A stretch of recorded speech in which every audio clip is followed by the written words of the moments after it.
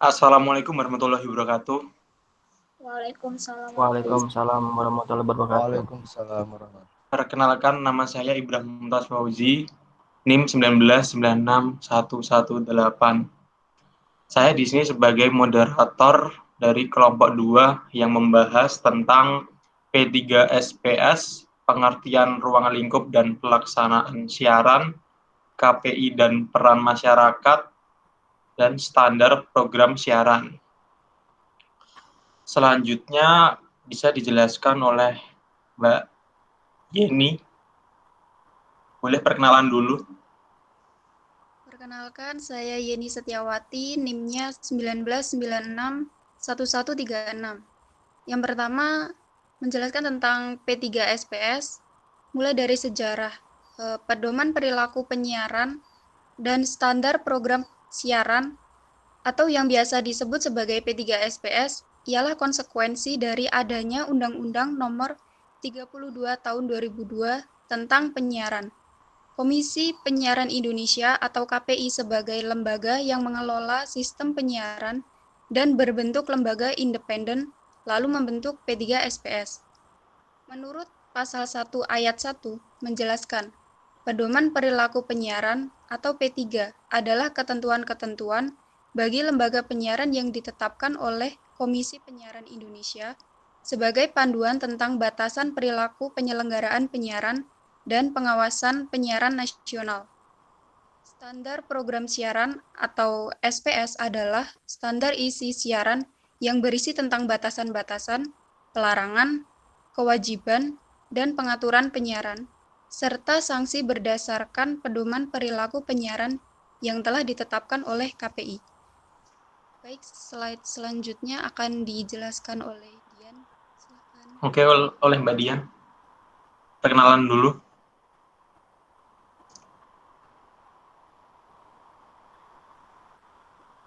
Suaranya belum masuk, Mbak.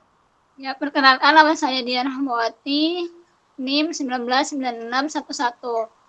Saya akan melanjutkan dari P3SS dari Mbak Yeni. Dengan demikian, Undang-Undang Nomor 32 Tahun 2002 dan P3SS sendiri terbentuk berdasarkan dua hal. Pertama, yaitu pengelolaan sistem yang bebas dari berbagai kepentingan sebagai akibat dari penyiaran sebagai ranah publik dan harus dimanfaatkan sebaik-baiknya bagi kepentingan publik.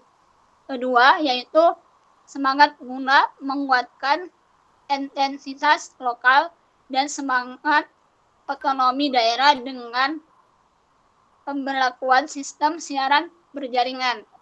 Dengan adanya dua hal tersebut, KPI juga menetapkan berdasarkan Pasal 2 Peraturan Perundang-undangan yang berlaku nilai-nilai agama, norma-norma lain yang berlaku serta diterima masyarakat, kode etik, dan standar profesi penyiaran. Selanjutnya dibawakan oleh Mas Asa. Asa. Ya, perkenalan Mas Asa. Perkenalkan, nama saya Asa Krisnantara, NIM 19961144. Saya akan jelaskan tujuan P3SPS. P3SPS diharapkan dapat menjadi dasar lembaga penyiaran dalam menyajikan program siaran yang berkualitas, sehat, dan bermartabat bagi kegiatan penyelenggaraan penyiaran baik TV maupun radio di Indonesia. Berdasarkan Pasal 4 Peraturan Komisi Penyiaran Indonesia Nomor 1 PKPI 03/2012 tentang pedoman perilaku penyiaran, pedoman perilaku penyiaran memberikan arah dan tujuan agar lembaga penyiaran nomor 1 menjunjung tinggi dan meningkatkan rasa persatuan dan kesatuan negara kesatuan Republik Indonesia. Nomor 2, meningkatkan kesadaran dan ketaatan terhadap hukum dan segenap peraturan perundang-undangan yang berlaku di Indonesia. Dan selanjutnya, Komisi Penyiaran Indonesia Nomor 9 Peraturan KPI 9 Peraturan KPI Pedoman Perilaku Penyiaran P3 2012. Nomor 1. Menghormati dan menjunjung tinggi norma dan nilai agama dan budaya bangsa multikultural. Nomor 2, menghormati dan menjunjung tinggi etika profesi yang diakui oleh peraturan perundang-undangan. Nomor 3, menghormati dan menjunjung tinggi prinsip demokrasi. Nomor 4, menghormati dan menjunjung tinggi hak asasi manusia. Nomor 5, menghormati dan menjunjung tinggi hak kepentingan publik. Nomor 6, menghormati dan menjunjung tinggi hak anak-anak dan remaja. Nomor 7, menghormati dan menjunjung tinggi hak orang lain atau kelompok masyarakat tertentu. Nomor 8, menjunjung tinggi prinsip-prinsip jurnalistik. Oke, sekian dari saya. Selanjutnya dilanjutkan Mas Wayan. Baik, perkenalkan nama saya Wayan Yoga Pratama, NIM 1996115. Berikut adalah contoh iklan hasil screenshot YouTube.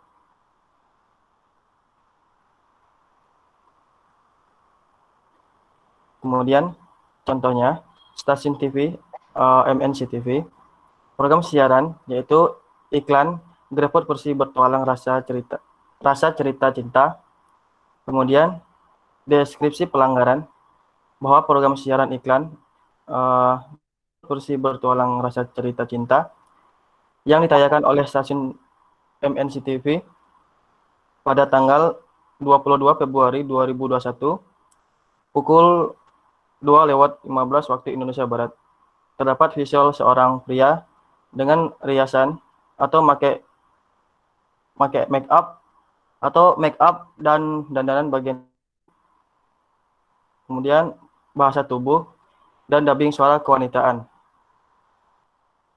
Ini loh Kronat alias Croatian Donuts Babes. Peraturan Komisi Penyiaran yaitu yang pertama nomor 1 PKPI 03 2012 tentang pedoman perilaku penyiaran, pasal 14 ayat 2, lembaga penyiaran perhatikan kepentingan anak dalam setiap aspek produksi siaran. Yang kedua, nomor 2 PKPI 03 2012 tentang standar program siaran, pasal 15 ayat 1, program siaran wajib memperhatikan dan melindungi kepentingan anak-anak dan atau remaja. Baik, selanjutnya akan dilanjutkan oleh Dian. Selanjutnya oleh Ya, terima kasih. Saya ingin melanjutkan dari punya Mbak Siti. Kebetulan dia lagi ada problem jaringan. Ya, pengertian ruang lingkup. Ruang lingkup memiliki dua arti. Ruang lingkup berasal dari kata dasar ruang. Ruang lingkup adalah sebuah homonim karena arti-artinya memiliki ejaan dan pelafalan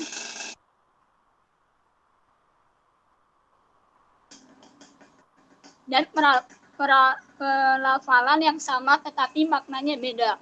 Penyiaran adalah kegiatan pemancar luasan siaran melalui sarana pemancaran dan atau sarana transmisi di darat, di laut, atau di antariksa dengan menggunakan spektrum frekuensi radio melalui udara, kabel, atau media lainnya untuk dapat diterima secara serentak dan kebersamaan oleh masyarakat dengan perangkat penerima siaran.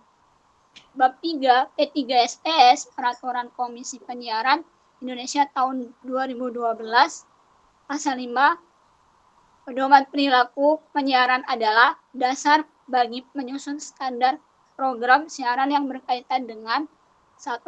Nilai-nilai kesukuan, agama, ras, dan antar golongan. Yang kedua, nilai dan norma kesopanan dan kesosialaan. Ketiga, etika profesi. Keempat, kepentingan publik. Kelima, layanan publik.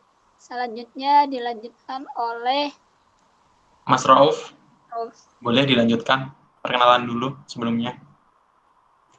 Baik, perkenalkan nama saya Aifat Rauf, NIM 19961146. Di sini pengertian pelaksanaan siaran.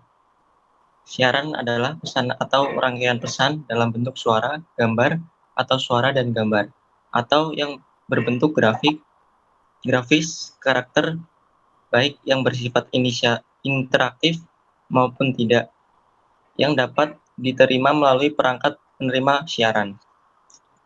Penyiaran adalah kegiatan pemancarluasan siaran melalui sarana pemancaran dan atau sarana transmisi dari darat, di laut, atau di antariksa dengan menggunakan spektrum frekuensi radio melalui udara, kabel, dan atau media lainnya untuk dapat diterima secara serentak dan bersamaan oleh masyarakat dengan perangkat penerima siaran. Selanjutnya akan Oke, Mas dijelaskan Zaga, selanjutnya perkenalan dulu. Perkenalkan, nama saya Aloysius Gonzaga Bakti Trisnawan dan 961152. Di sini saya akan menjelaskan mengenai KPI atau yang sering juga disebut dengan Komisi Penyiaran Indonesia.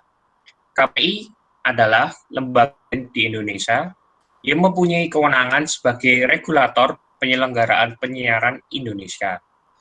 Sebagai lembaga pengawasan, KPI berperan memberikan teguran atau peringatan kepada media yang menayangkan siaran-siaran yang tidak layak untuk diperlihatkan kepada masyarakat.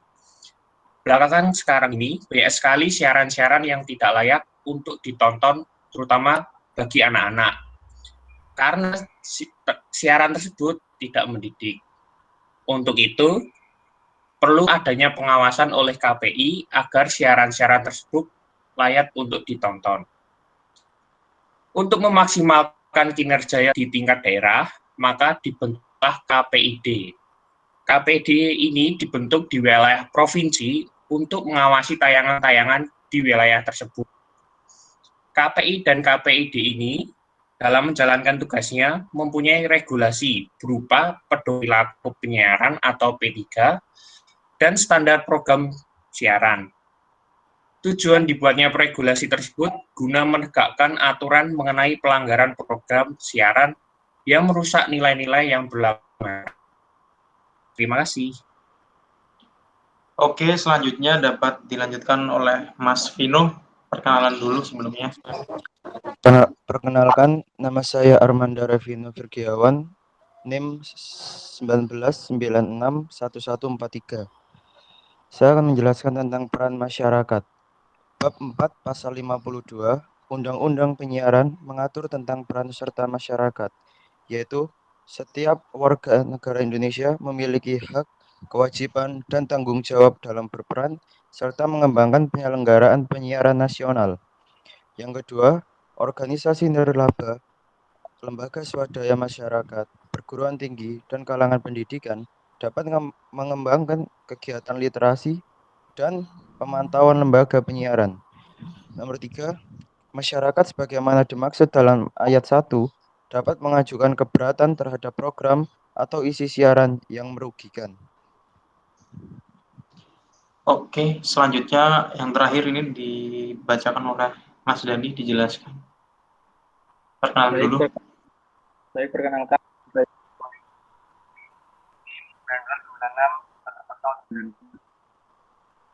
Sini saya menjelaskan. Suaranya kurang jelas, Mas. Putus-putus.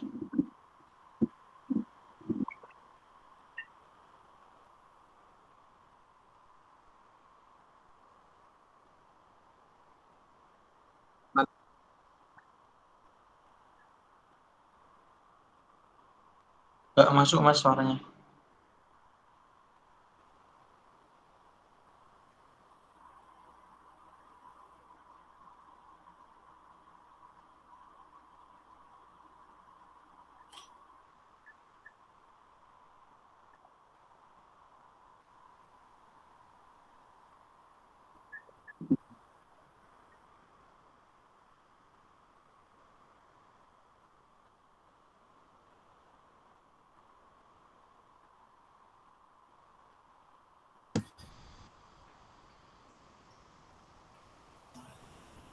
Cek, jelas masuk? Jelas masuk. Oke.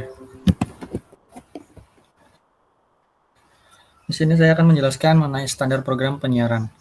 Standar program siaran merupakan ketentuan yang telah ditetapkan oleh Komisi Penyiaran Indonesia atau KPI untuk dijadikan suatu panduan mengenai batasan-batasan bagi lembaga penyiaran agar program siaran dapat memiliki kualitas sesuai dengan perundang-undangan yang telah berlaku. Hal ini supaya lembaga penyiaran mengetahui apa saja yang boleh dan tidak boleh ada pada penayangan program siaran.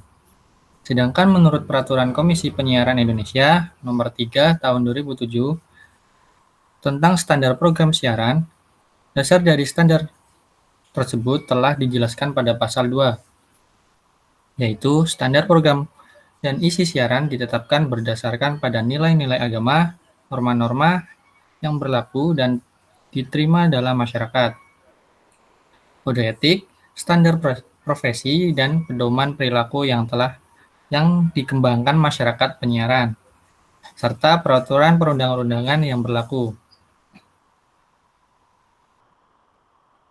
Suaranya hilang lagi, Mas.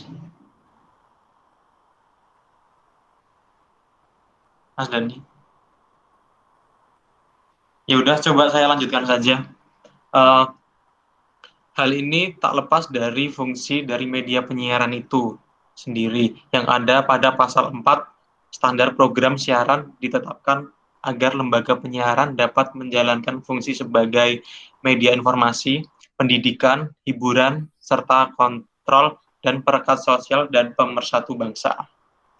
Oke, sekian dari presentasi kita hari ini. Ada pertanyaan mungkin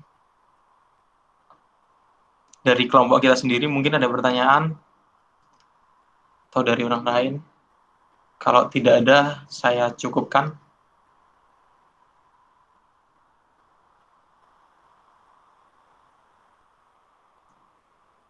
Cukup? Cukup. Oke, sekian dari presentasi kelompok kita. Saya ucapkan terima kasih. Jika ada kesalahan, mohon dimaafkan. Wassalamualaikum warahmatullahi wabarakatuh. Waalaikumsalam warahmatullahi wabarakatuh. Waalaikumsalam warahmatullahi wabarakatuh.